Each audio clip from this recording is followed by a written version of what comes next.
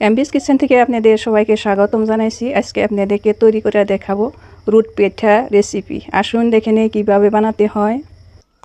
আমি 2 কেজি আতপ চাল আর 250 গ্রাম সিদ্ধ চাল ভিজিয়ে আমি মিলে গুঁড়ো করে নিয়ে নিচ্ছি।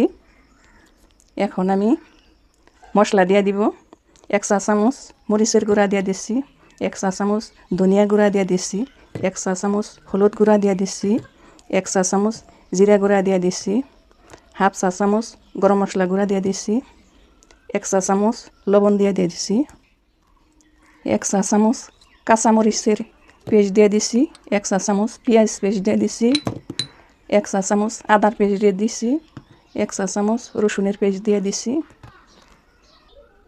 একটি দেশি মুরগি আমি 750 গ্রাম ওজন আছিল, ছোটো ছোটো করে কেটে আমি ভুনা করে নিয়ে নিছি, দিয়ে দিছি। 1 কাপ সরিষার তেল দিয়ে দিচ্ছি। এখন আমি সবগুলো উপকরণ আমি মিশিয়ে নিব। অল্প অল্প করে পানি দিয়ে আমি ব্যাটার বানিয়ে নিব।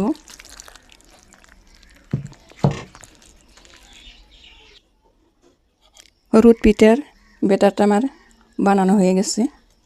এইরকম কনসিস্টেন্সি থাকবো। দেখুন, বেশি ঘনও না, বেশি পাতলও না।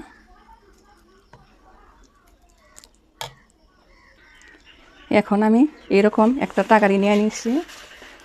তাকারির মধ্যে আমি কলার পাতা দিয়ে দিচ্ছি। তলায় বেশি কলার পাতা দিতে লাগবে, আগুনের তাপে, না হলে পুড়ে যাবে।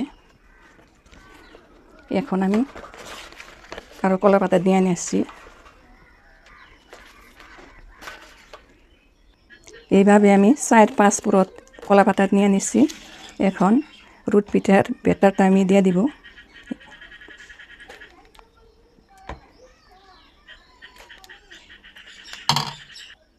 এখন আমি উপরেও কলা পাতা দিয়ে দিব।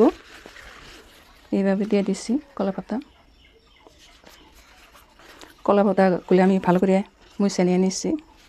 এইরকম করে কলা পাতাগুলি আমি দিয়ে দিচ্ছি।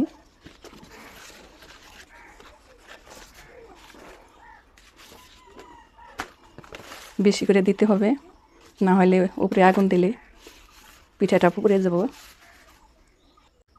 এখন আমি রুট পিঠাটা আমি মাটির চুলায় বসিয়ে দিচ্ছি, খড়ি দিয়ে দিচ্ছি এরকম করে। এখন আমি তলে উপরে আগুন দিয়ে দিব। এই দেখুন, আমার রুট পিঠার জালটা আমি দিয়ে দিছি তলে উপরে চুলায় বসিয়ে দিয়ে। এইভাবে আমি 2 ঘন্টা 2.5 ঘন্টা রেখে দিব। আধা ঘন্টার সময় এরকম হাই হিটে জাল করে নিব। তারপরে চুলায় এরকম করে বসিয়ে রাখবো 2 ঘন্টা 2.5 ঘন্টা। লাহে লাহে আমার রুট পিঠাটা হয়ে যাবে। আমার রুট পিঠাটা আমি জ্বলতি আগুনে আধা ঘন্টা রেখে দিয়েছিলাম। আগুন নিবানোর পরে আমি 2.5 ঘন্টার সময় রেখে দিছি। এখন টেস্ট করে নিচ্ছি। আমার রুট পিঠাটা হয়ে গেছে। দেখুন, কাঠি দেওয়ার ভিতরে যায় নাই, শক্ত হয়ে গেছে। এখন রুট পিঠাটা আমি নামিয়ে নিব। এই দেখুন, আমার রুট পিঠাটা সুন্দরভাবে হয়ে গেছে। আমি উঠিয়ে পিস পিস করে কেটে নিয়ে নিছি। এই দেখুন পিসগুলো কত সুন্দর হয়েছে, কালারটা কীরকম সুন্দর হয়েছে। এই ভিতরে দেখুন আমি ভেঙে দেখেছি। এই দেখুন, এই মাংসটা ভরপুর আছে, খুবই সুন্দর লাগে এই পিঠাটা খেতে, অনেক টেস্টি। একবার খেলে বারবার ইচ্ছে হবে এই পিঠা খেতে। এই দেখুন, মাংসগুলো দেখা যাচ্ছে। দেখুন কত সুন্দরভাবে হয়ে গেছে, কালারটাও দেখুন কত সুন্দর। দেখুন এই মাংসর টুকরোগুলো কি সুন্দর দেখা গেছে। এই পিঠাটা দেখতে যত সুন্দর, খেতে অনেক সুন্দর। একবার খাইলে বারে বারে মন চাইব এই পিঠাটা খেতে। এরকম সহজ রেসিপি পেতে আমার চ্যানেলটা সাবস্ক্রাইব করুন, লাইক করুন, কমেন্ট করুন, বন্ধুবান্ধব সবার সাথে শেয়ার করুন। ভিডিওটা দেখার জন্য ধন্যবাদ।